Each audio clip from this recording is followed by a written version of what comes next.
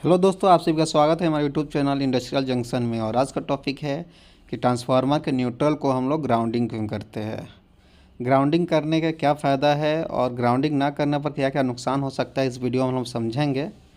तो देख लीजिए, ये विंग्स है जो कूलिंग में सहायक होता है। ट्रांसफार्मर का हीट को जो भी ऑब्जर्व कर लेता है, कूलिंग सिस्टम है।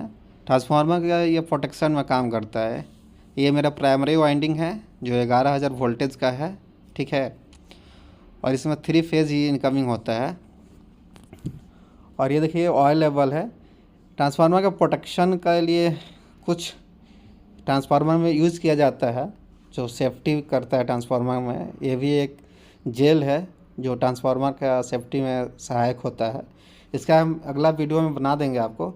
आज का टॉपिक है हम लोग का कि इसके न्यूट्रल को हम लोग ग्राउंडिंग क्यों करते हैं। इस वीडियो में हम लोग यही सब सीखेंगे।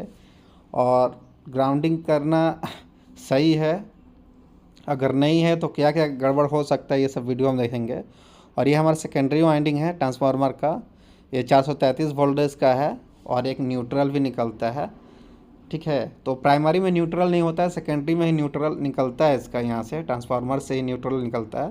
तो ट्रांसफार्मर से न्यूट्रल निकलता तो इसके ट्रांसफार्मर से न्यूट्रल निकलता है, तो यही न्यूट्रल को ग्राउंडिंग किया जाता है। तो ये देख लीजिए, ये न्यूट्रल है, यही न्यूट्रल से कनेक्टेड है। तो इसको देखिए ग्राउंडिंग किया गया है। आपको दिखा देते हैं, कहाँ देखिए, इसको यहाँ पर ग्राउंडिंग किया गया है। तो ये ग्राउंडिंग किया गया है, ये सेफ्टी के पर्पज़ से ग्राउंडिंग है।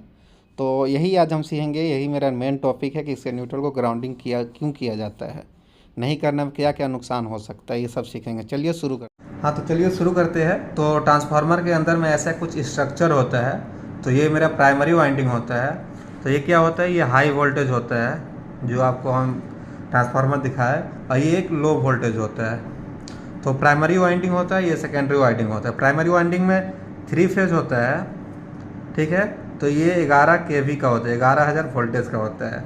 और यहाँ 3 फेज आउटपुट निकलता है और एक न्यूट्रल के साथ, ठीक है। यही न्यूट्रल के बारे में हम बात करेंगे आज। इस न्यूट्रल को हम ग्राउंडिंग क्यों करते हैं, ठीक है। और ये क्या है, 433 वोल्ट था मेरा, ठीक है। ऐसा होता है। अब ये देखिए, मेरा एक यहाँ पर हम दिखा रहे हैं जो मेरा प्राइमरी वाइंडिंग होता है, ठीक है। प्राइमरी वाइंडिंग होता है वो स्टार कनेक्शन में होता है, और सेकेंडरी वाइंडिंग जो होता है वो डेल्टा कनेक्शन में होता है। तो प्राइमरी वाइंडिंग मान लीजिए ये आर वाई बी, ये 3 फेज हो गया। और यहाँ पर क्या होता है, सेकेंडरी वाइंडिंग में स्टार कनेक्शन में होता है, ये आर फेज हो गया, ये वाई फेज हो गया, ये बी फेज हो गया, और एक न्यूट्रल होता है। इसको हम ग्राउंडिंग करते हैं, ठीक है। तो यही मेरा मेन टॉपिक है। मान लीजिए अगर इसको हम ग्राउंडिंग नहीं करेंगे और डायरेक्ट कर देंगे तो क्या क्या प्रॉब्लम हो सकता है, हम इस वीडियो में समझेंगे। तो मान लीजिए ये मेरे पास एक हम डायग्राम बनाया है, ठीक है। इस मान लीजिए ये आर वाई बी, ये मेरा सेकेंडरी वाइंडिंग का है। सेकेंडरी वाइंडिंग है, मतलब 440 वोल्टेज है। एक फेज आर और वाई में 440 होगा, वाई बी में 440 होगा, और बी आर में भी 440 होगा। और जितना भी न्यूट्रल के साथ होगा, हम आपको बता दे रहे हैं, आर वाई फेज होगा ना, वो 440 वोल्टेज होगा, ठीक है। 440 वोल्ट AC। आर वाई हो गया, वाई बी हो गया, और बी आर हो गया। ये जितना भी होगा 440 वोल्ट होगा, और ये सारा AC होगा, ठीक है। और जितना भी है आर न्यूट्रल, आर देखते, आर न्यूट्रल, और ये आर न्यूट्रल, आर वाई और बी, ये न्यूट्रल। तो ये क्या होगा, 230 वोल्ट, 230 वोल्ट, ये सारा AC होगा। तो मान लीजिए ये मेरा है। अब क्या होगा, ये मान लीजिए ये इंडस्ट्रियल एरिया का नहीं है, ये मेरा डिस्ट्रीब्यूशन लाइन है। ट्रांसफार्मर से जो आउटपुट निकलता है, घर का सामने भी आप ट्रांसफार्मर देखे होंगे। तो मान लीजिए अगर इसका अर्थिंग हम नहीं करेंगे, इसका ग्राउंडिंग नहीं करेंगे, तो क्या क्या प्रॉब्लम हो सकता है। मान लीजिए अभी ग्राउंडिंग नहीं किया हुआ है, तो मान लीजिए ये आर वाई और बी, ये क्या होगा, फेज होगा, वो 3 एरिया में चला जाएगा। मान लीजिए ये पहला होम है, ये दूसरा होम है और तीसरा होम है। तो ये एक एरिया में मान लीजिए 10 घर है, यहाँ मान लीजिए 10 घर है, यहाँ पर 20 है और यहाँ पर 5 है। एक एग्जाम्पल की तरह दे रहा है। तो ये सबका लोड क्या होगा, अलग अलग होगा।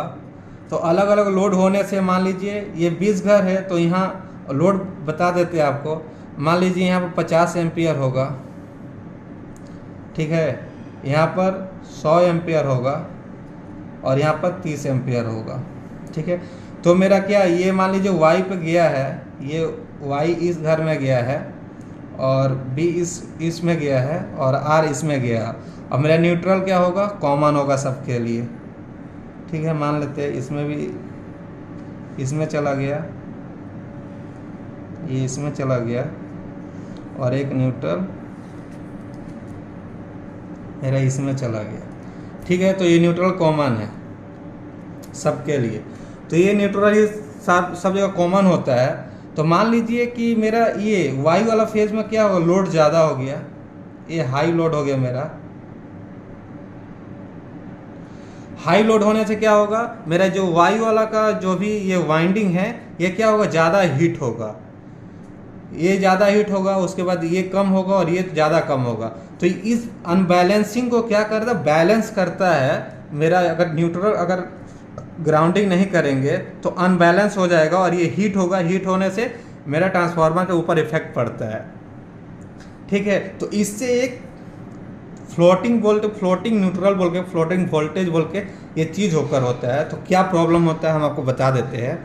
एक if transformer neutral not given grounded then floating neutral occurs.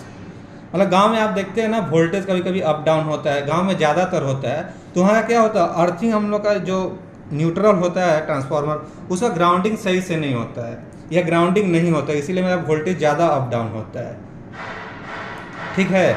मान लीजिए ट्रांसफार्मर के सेकेंडरी पार्ट से 3 फेज निकलता है और एक न्यूट्रल आउटपुट निकलता है, ठीक है।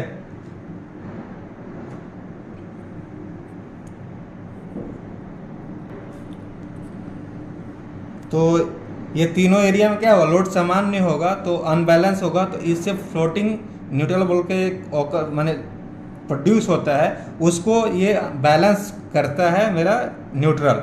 इसलिए अगर न्यूट्रल करना बहुत ज़रूरी होता है, न्यूट्रल को अर्थिंग करना, ठीक है। अब दूसरा कंडीशन समझ लेते हैं, लाइटनिंग। मान लीजिए ये मेरा सेकेंडरी वाइंडिंग है ट्रांसफार्मर का। अगर ये न्यूट्रल को हम अर्थिंग नहीं करेंगे, ये मान लीजिए आर है, ये वाई है और ये बी है। मान लीजिए लाइटनिंग, बिजली, मतलब बिजली कोई भी अगर एक फेज पे गिरता है, अगर अर्थिंग नहीं होगा न्यूट्रल का, तो अगर मान लीजिए वाई फेज पर गिरा, तो वाई फेज पर गिरा तो ये तीनों वाई पर भी इफेक्ट करेगा, बी पर भी इफेक्ट पड़ेगा और इसका एरिया का जितना भी इलेक्ट्रिकल इक्विपमेंट होगा ना, सबको जला देगा। ये तो खराब होगा ही होगा, बाकी सब में भी इफेक्ट पड़ेगा। इसलिए हम ग्राउंडिंग करते हैं, क्योंकि मान लीजिए मेरा ये अर्थ है, अर्थ पोटेंशियल, अर्थ का पोटेंशियल क्या होता है, 0 होता है, ठीक है। तो ग्राउंडिंग क्या करता है, ये अगर अर्थिंग न्यूट्रल मेरा अगर ग्राउंडिंग होगा, अर्थिंग किया रहेगा, तो ये जितना भी इस पर लाइटनिंग पड़ेगा, ये अपना एक रास्ता बनाकर इसके साथ अर्थ के साथ चला जाएगा, एक रास्ता बना लेगा, वो 0 हो जाएगा, जितना भी इसका, इससे हार्म नहीं होगा। इसलिए हम इसका ट्रांसफार्मर के अर्थ ये न्यूट्रल को ग्राउंडिंग करते हैं, ठीक है। ये समझ में आ गया। और तीसरा समझ लीजिए, मान लीजिए ये मेरा आर है, ये वाई है और ये बी है, ठीक है। तो मान लीजिए कोई एक मेरा फेज खराब हो गया, मान लीजिए मेरा बी फेज खराब हो गया, बी फेज नहीं आ रहा, तो बी फेज का एरिया का नहीं जा रहा, तो उस कंडीशन में क्या होगा, ये जो मेरा न्यूट्रल अगर ग्राउंडिंग नहीं किया जाएगा, तो उस फेज में क्या होगा, आर और न्यूट्रल के बीच मेरा क्या 440 वोल्टेज आ जाएगा, समझ रहे। वाई और न्यूट्रल के साथ भी 440 वोल्टेज आ जाएगा, ये ट्रांसफार्मर से ही आउटपुट निकल जाएगा 440 वोल्टेज। इसीलिए और जितना 440 वोल्टेज होगा, जितना भी इक्विपमेंट हम लोग घर में यूज करते हैं वो 220 वोल्ट पे ही रहता है। इसका रेटिंग जो है, मान लीजिए जितना भी 220 वोल्ट का इक्विपमेंट होगा आपके घर में, वो सारा इक्विपमेंट क्या होगा, जल जाएगा। जितना भी इक्विपमेंट 220 सारा जल जाएगा।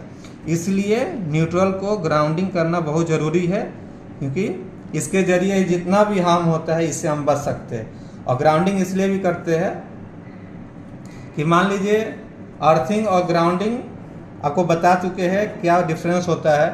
अर्थिंग जो होता है वो हम लोग के लिए सेफ्टी के लिए होता है, और जो ग्राउंडिंग हम करते हैं इक्विपमेंट के लिए सेफ्टी के लिए करते हैं। और इसमें कुछ भी डाउट होगा तो मुझे प्लीज़ कमेंट कीजिए। तब के लिए थैंक यू, धन्यवाद।